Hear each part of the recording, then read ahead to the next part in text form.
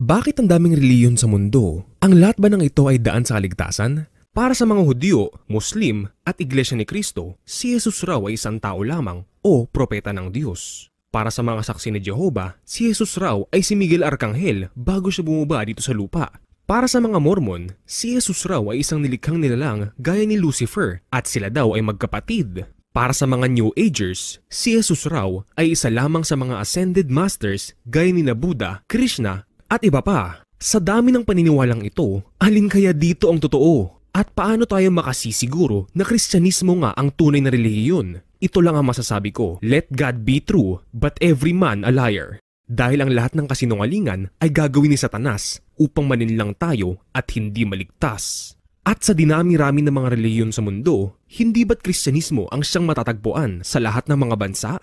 At kung titignan nyo ang lahat ng mga religious leaders sa mundo, tanging ang Panginoong Hesus lamang ang nabuhay muli mula sa mga patay at siya lamang ang nasa kanang kamay ng Diyos. Pero bakit napakaraming sekta ng Kristyanismo? Tandaan, ang original ay laging maraming counterfeit. Kaya sadya po talaga ni Satanas na dumami ang sekta ng Kristyanismo upang ang mga tao ay maguluhan. Kaya imbis na relihiyon ang iyong mahalin, ay mahalin mo ang Diyos at iyong kapwa. Dahil wala sa relihiyon ang kaligtasan, kundi nasa Panginoong Hesukristo lamang.